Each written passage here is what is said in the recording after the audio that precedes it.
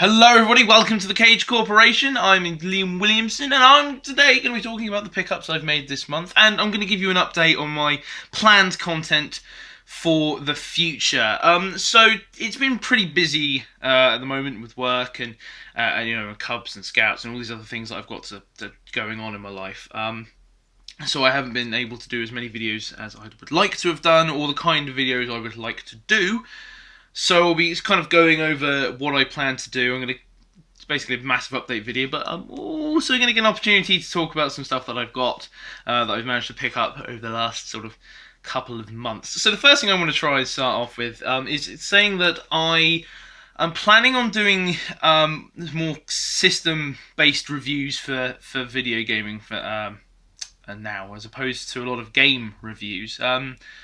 I'm still going to probably do game reviews as part of Retro Cage, but you can also expect there to be some longer, like 20-30 minute sort of documentary style reviews, which I'd rather do. I think if you're putting the effort in, you might as well go the whole hog and try and do that. So these are going to be like larger projects that are spanning whilst I'm doing smaller game reviews as I go. I've recently been struggling for trying to get a better camera than the one I have, which is basically my phone, and better editing software, and getting everything in place so that I can really sort of be able to not so much crank them out, but to make the process a lot more easy to do and efficient. So I'm also going to show off my SNK Neo Geo Pocket Color, which is my most recent system acquisition. I love it. It's brilliant. It's a fun little handheld. I have 3 games for it. I got it from Sex. It's 40 quid. I have the game that's in there, which is Dark Arms, but I also have Card Fighters Clash SNK version and Metal Slug First Mission. I'd like to try and get Samurai Showdown. The color version, as well as a bunch of other games that I can find on there. But it's a really fun little handheld to play, and I do like taking it when I go to Bristol to see the missus. So that's a good laugh.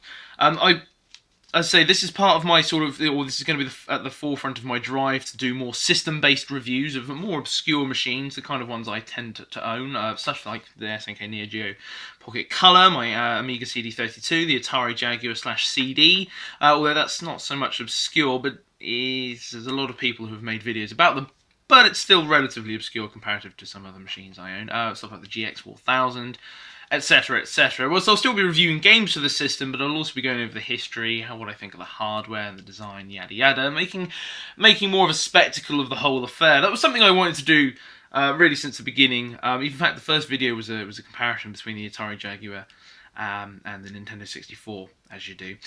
So yeah, that was my pickups. That was pretty awesome.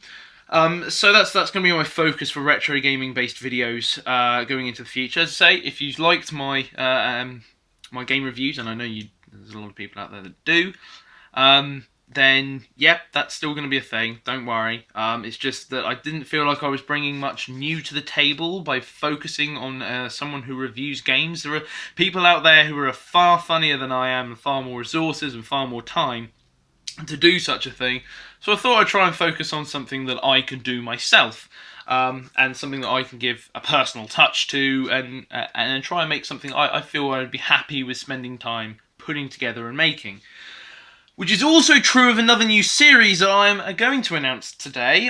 It's not going to be based on the card game I picked up, but I am going to mention it anyway, and that is the new Discard Graveyard game, which is a video series, which is going to be based on predominantly old and obscure trading card games, such as my pickup this month, Vampire: The Eternal Struggle.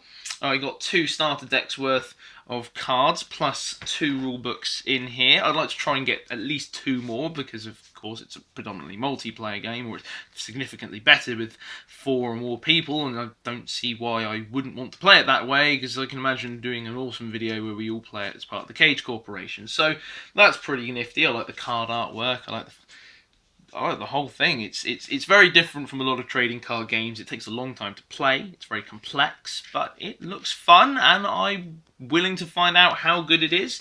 I got those 2, or those 3, I should say. Technically, this one on the end here has just got the 2 manuals in it.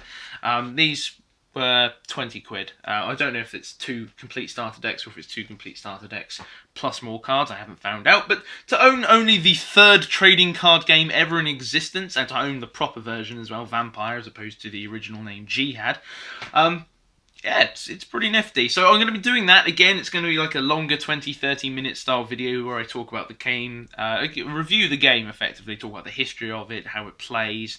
I'm going to be talking about my experiences with it, whether or not it's worth collecting, etc., etc.